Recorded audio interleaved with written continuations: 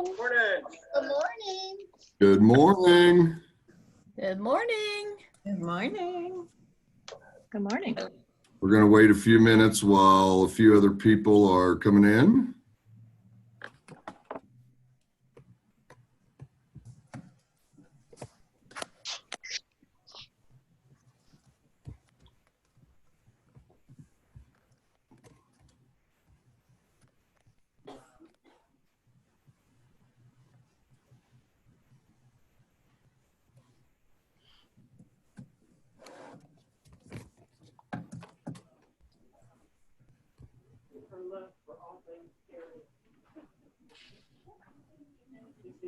I did.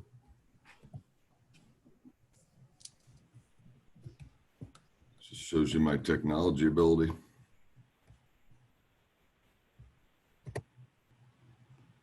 All right, we got a couple more joining us and we'll get started.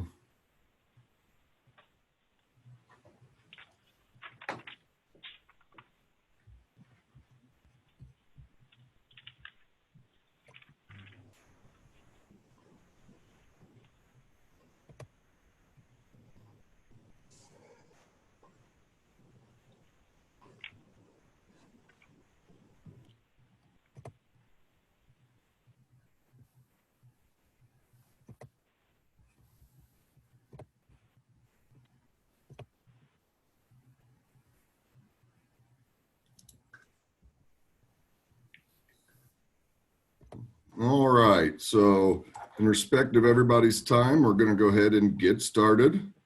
First of all, thank you for joining on our first of three financial wellness, for the lack of better terms, webinars. I think, each week we're doing a Wednesday morning. If you could join all three, it'd be great.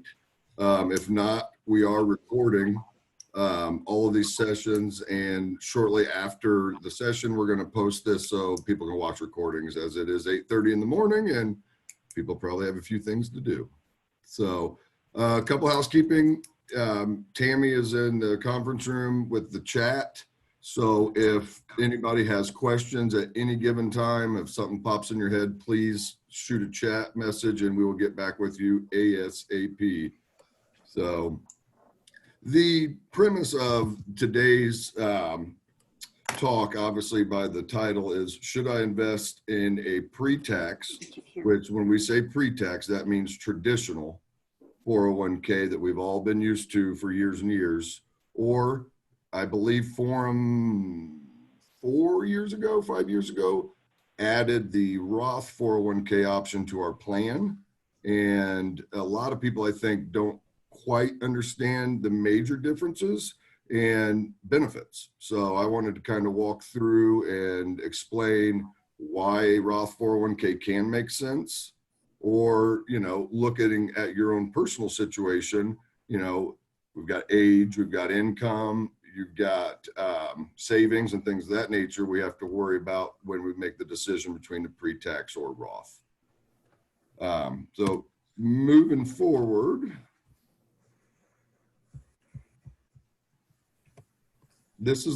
start with the basics. So which is best for me?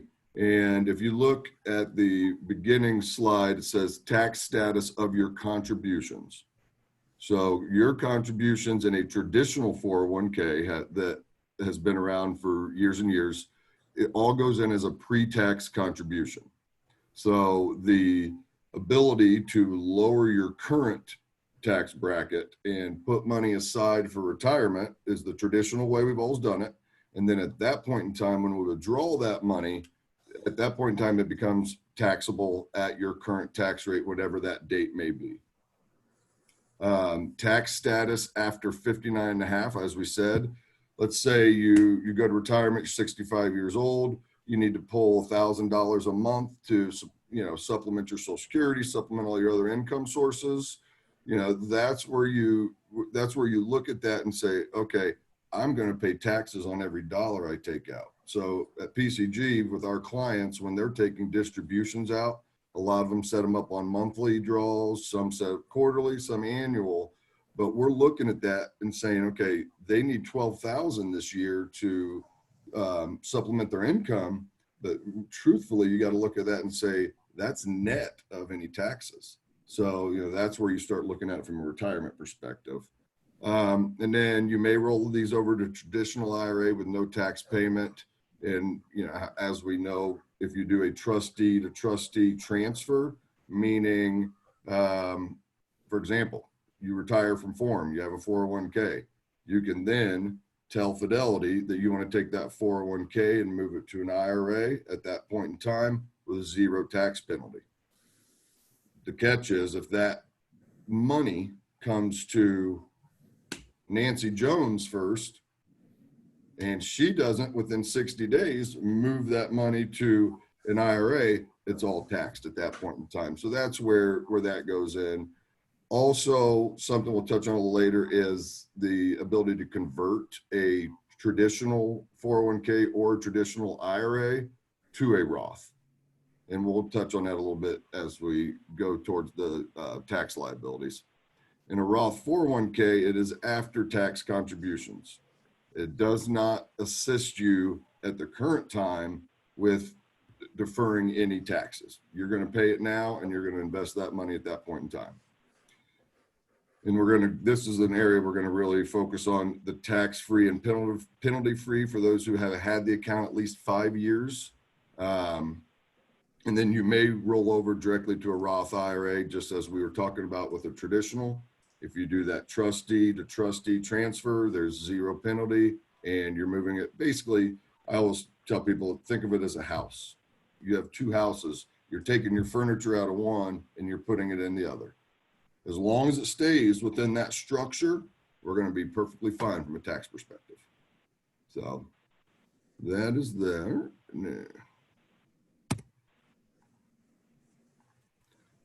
Moving forward to the contributions, and this is going to be a big part of, understanding it and going down that path. Let me move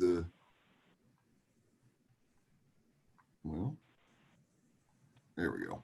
So with a Roth 401k, as I said before, your money goes in after tax, which simply means you're paying taxes now and taking home a little bit less in your paycheck. When you contribute to a traditional 401k, as we talked, your contributions are pre-tax. They're taken off the top of your gross earnings. So you can look at this and say, obviously, from a traditional perspective, I'm going to get a little bit more in my paycheck at this point in time than I would if I did a Roth. So I did just a simple calculation, and the assumption is a $50,000 annual income, which federal, state, where we're going to run that at 15% tax. So if you used a traditional 401k, you would get $50,000 in income for the year. And then prior to that being taxed, you would take $5,000, shift to traditional 401k, and then be taxed on $45,000. 15% of the tax, you would net $38,250. On the Roth side, you take that $50,000 and you pay the 15% tax on the $50,000, which gets you down to $42,500.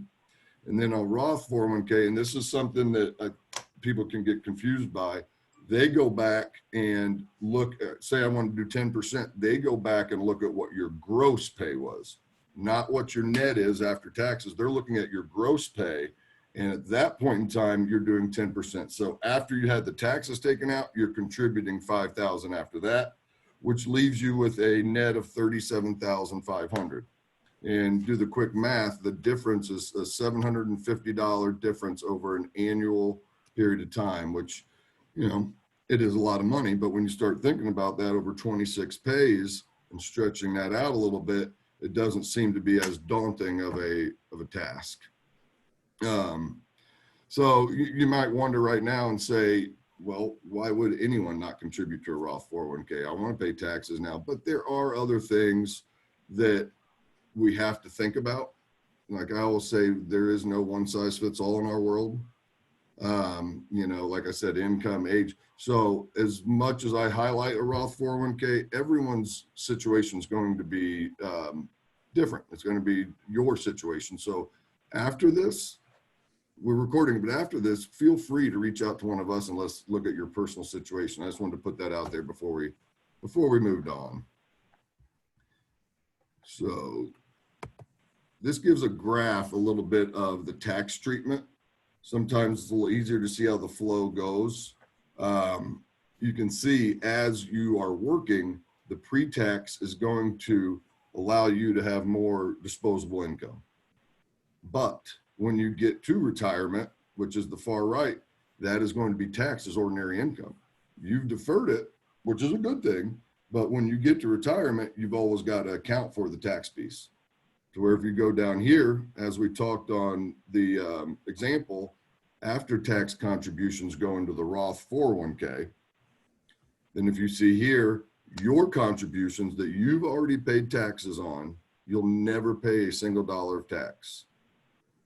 After tax contributions or your earnings from that, if you were to take a withdrawal now, you'd be taxed as ordinary income.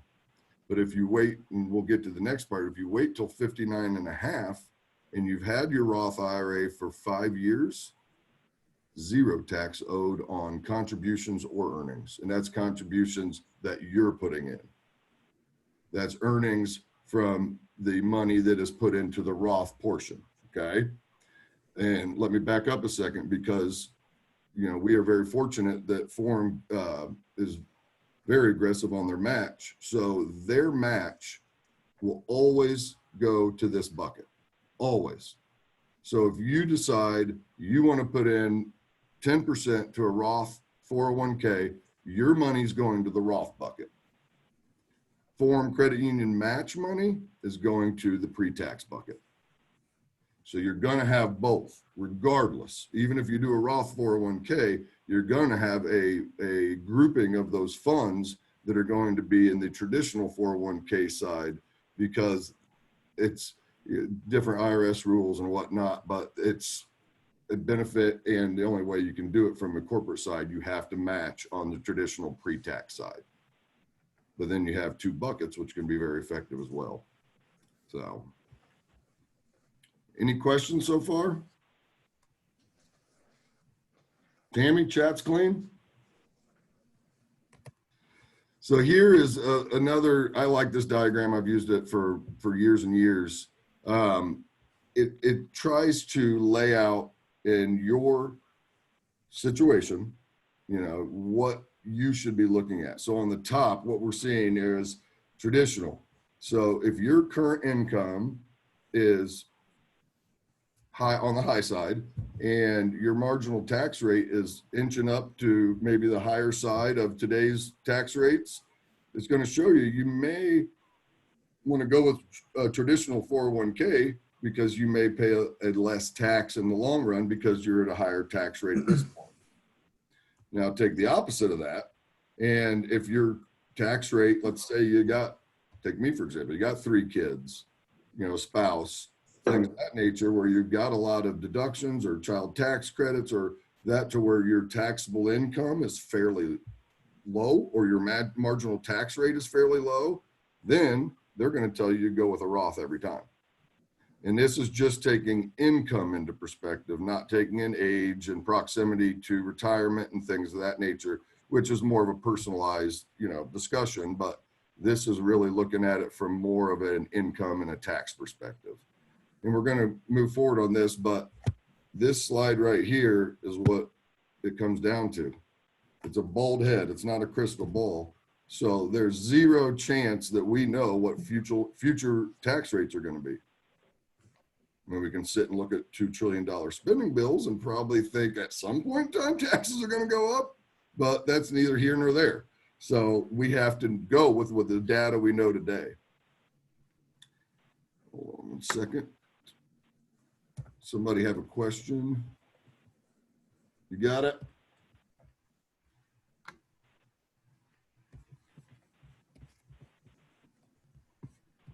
As we all know, Zoom is a wonderful tool when you know how to use it. So we're going to move forward with the access to your dollars because this becomes a concern for everyone. And there's a couple of major differences between a Roth and a traditional, and then there's a couple of more, not minor, but smaller differences between the two as well. A Roth 401k and traditional 401ks, you see, they both are going to allow you access to your money. If in a traditional 401k, you start receiving distributions at the age of 59 and a half or older to not be subjected to the penalty. The penalty is in a traditional 401k, if you take monies out prior to age 59 and a half, you're going to be subjected to ordinary income tax on every dollar plus a 10% penalty on every dollar. With a Roth 401k, as you can see, you can start withdrawing money, and I don't ever want to recommend this unless it's an absolute necessity, but you can actually withdraw your money without a penalty at any age. And that's the money you put in. And I should say, look at the highlight, as long as it's been there established for 5 years. So if you started a Roth 401k in 1/1 of 15, and now we're in June of 2020, every dollar that you put in as the employee, as the investor, you can take out with zero tax penalties of any sort. Now, remember, forums match is going into the traditional bucket, which is the tax deferred. So any money that comes out of there is a different story. But from a Roth, as long as you're taking out the principal, which is the money you put in, then there's zero tax whatsoever. Now, if you take out, gains and things of that nature, it's a different story. But as long as it's principal, you're able to obtain that. Tammy, is there chat? Hold on, I'll pull it up here. What is a marginal tax rate? Great question, Elise.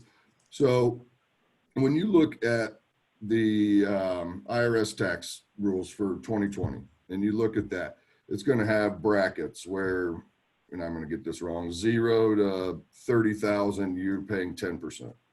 30 to 90, whatever it is, you have those graduated rates, okay? We look at marginal tax rate of, so let's say, Elise, you've taken all your deductions, you've gone through it all, and you're at a point where, let's say, that's not a real good example. So let's say you're at a marginal tax rate. So when you go and look at total taxable income and look at your total tax due and do that calculation, that divisor, that's going to give you your marginal tax rate of what is every dollar being taxed at. Does that make sense?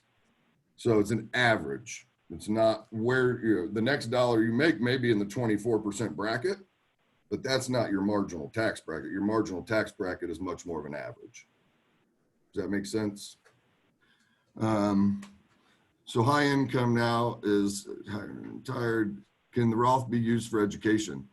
Great question. Again, Elise, yes, it can. And Tammy answered that. It just, like I said, as long as it's been in there for 5 years, and this is a tool that people use, we don't really recommend it necessarily because 529s have a lot of great attributes. But from a Roth perspective, there is a argument and a good amount of people that utilize a Roth for education. And when you look at it, because in the reasons being, if you don't need the money, the kid doesn't go to school, they get a scholarship, whatnot, that money stays in the Roth rather than a 529. So there are some differences, but we like to look at it as strictly a retirement account. I just wanted to highlight the differences of how you can access money one way or the other. But for all of my fellow 401k committee members, this is a retirement account. Any other questions? All right. Don't be shy. If you have anything that doesn't make sense, go ahead and ask. So what I did here is ran a hypothetical. And basically, like we talked about earlier, of the tax rates. So current tax bracket, hypothetical rate of return of 7%. Now here's where, here's where I made a bit of an assumption. The retirement tax rate, I I don't want to say that I'm a pessimist, but I tend to think tax rates will probably be higher in 10 to 20 years. So we use a little higher retirement tax rate. In the current age of the participant is 30. So if you go up here, this is traditional, this is Roth. So we're looking at a total contribution up to retirement at the monthly amount, and it's going at 5,000 a year. So you can go through the hypothetical value at retirement, and that is with a 7% return. Then remember, every dollar of that 717, which think about it, 175 of it's the contribution. By far the overwhelming majority is growth. So all that growth in the traditional side, you have to pay ordinary income tax on every dollar that comes out. So in this hypothetical, we're going to pay just short of 158,000 in taxes during retirement, which realistically gives you a net number of just under 560. Go to the Roth side, and here's the major difference. We're going to have 154,000 contribution because we had to pay taxes on that money at the time we invested the dollars out of our paycheck. But the power is in the growth. The power is the long-term investing and keeping your money invested, to where in this example, it's got a pretty sizable difference. We're talking $70,000 between the years of value. And that's hard to wrap your head around because it's $750 a year is the difference on the hypothetical I ran. But when you look at it over a long-term period of time, it makes a fairly sizable, you're talking 12 to 13% of your total. So I thought that would highlight a little bit of really the numbers and how they work out. And then I wanted to kind of show you, and this is a great chart because it gives us different tax rates of what could possibly be down the road. So let's say that it is a 30% tax that you're going to pay. It's probably pretty high in most people's retirement, but we don't know what that future holds. So the yellow is going to be the final result from a 30% tax, just under $900,000. Then you can run the hypothetical of 20%, 10%, or the untaxed would be the Roth, because you already paid the tax on the principal going in, and you can see that's at $1.5 million. So there is a lot of power, and not to steal Tammy's thunder because she's the third, but there is a lot of power in starting small and just keep going. And what we see the most in a lot of our clients is when the balances are really small and you're just starting out, it's very frustrating, but you've got to believe in that compounding and allowing yourself to grow. So anybody have questions on this chart? This to me is the easiest way to look at it, because it gives you different hypothetical, and there's a lot more that goes into it, but this gives you something to lean on and truly see where the benefit can be. I also took a snapshot of our Fidelity site. So for those that have never changed or never done anything for your contributions, what you do is you obviously log into your 401k and you click on the Form Credit Union Plan. Once you do that, it's going to give you your balance and everything of that nature. And then across the top of that, you're going to have your menu options. And one of those is contributions. Once you select contributions, you go in and it'll say amount, or I can't remember the exact terminology, but it will show you what your contribution amount is. And this is where you would identify this. And I'll be very honest with you, this is mine, 0% pre-tax, 7% Roth, and then it shows you what your election is. There's a lot of times when it's a tax concern that we're looking at because we're a little concerned about our take-home pay, which is 100% understandable. I tell people, if you're going to have a 10% contribution or whatever that contribution may be, try splitting it at a time. Try a year where you do 4 and 4, 5 and 5 amongst those, and just see what that effect is to you personally. And then if you want to switch it over to 100% one way or the other, you do it, but you give yourself that option. Let me see here. Yep. Good question, Elise. Elise asked, are Roth investments the same as any and other all investments in the 401k? I'm assuming is your question, Elise. So remember the example I used of the house? One house is a Roth 401k. The other house is a traditional 401k. They have identical furniture. You can put identical investments in either house. What it is that house is the IRS regulation that says this is pre-tax qualified money, or this is Roth 401k post-tax money. The houses can have the exact same furniture, and our plan allows you to invest in any of the offerings we have, regardless of what your contribution goes into. Very good question. One more or no? No, that was team. Okay. Does everybody, have you guys, majority of you seen this, I assume, and understand how to do this? And again, if you get a little nervous and you're going through this and not sure you're making the right decision, give one of us an email. We're more than happy to Zoom with you, share a screen, come into our office. It takes 5 minutes and we can make sure everybody's set up properly. So just want to put that out there. So that from a Roth or a traditional 401k is where, you know, a lot of the information we see. Obviously, that my belief is I really think Roth 401ks are one of the most underutilized investment options on the market, but every situation, like I said, is extremely different. But if I'm choosing between the two for my own personal self, I go with the Roth 401k pretty much every time, because again, I like to know what I'm paying right now on a tax rate and not allowing it that future to dictate what my value is going to be in my retirement. Because if you pay the tax now, every dollar is yours in retirement. Looks like we had a question. I wish you, yeah. At least you are in the majority. She said that I wish I'd educated myself on the Roth before now. You know what? And it's been around. A Roth IRA has been around for quite some time.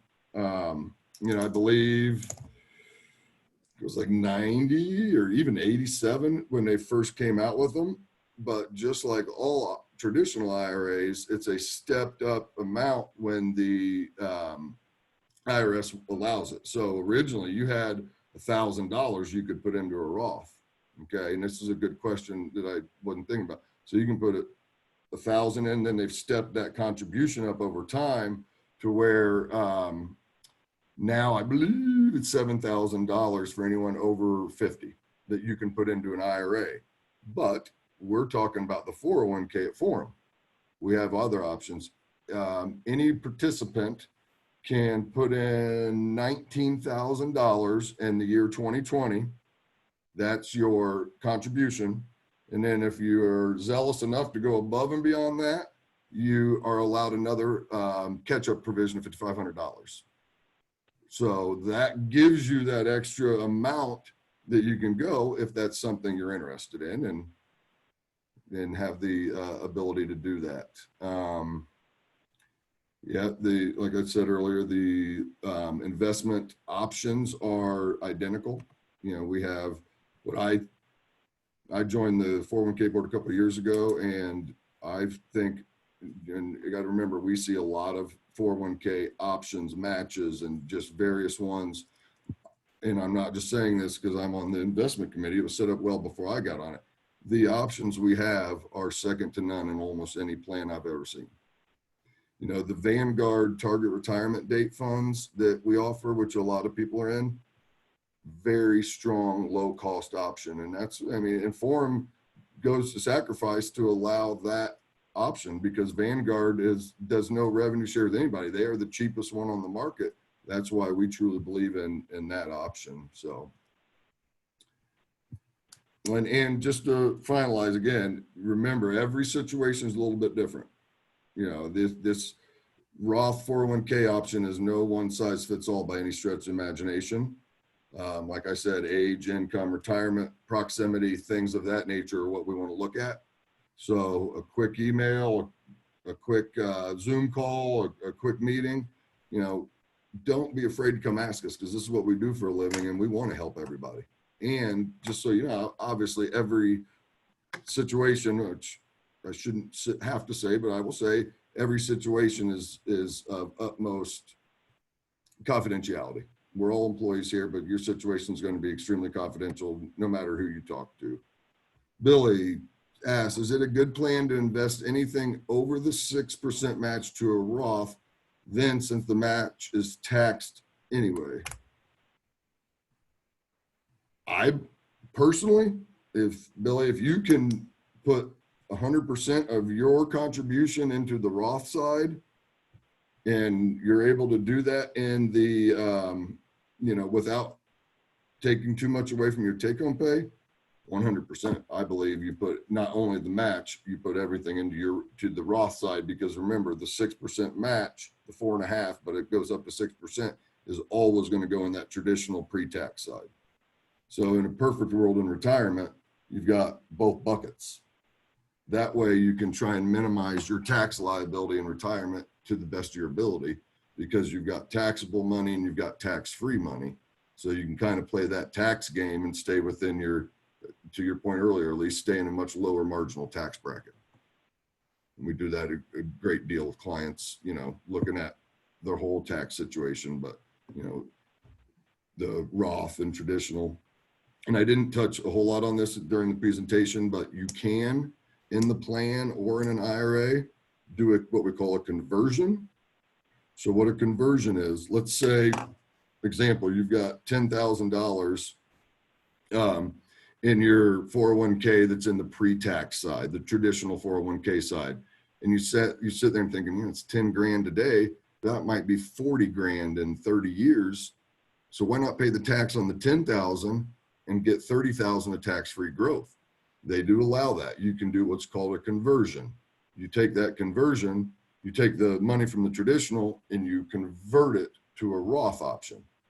Remember that $10,000 in the year 2020, if we did it this year, that $10,000 is taxable income to you.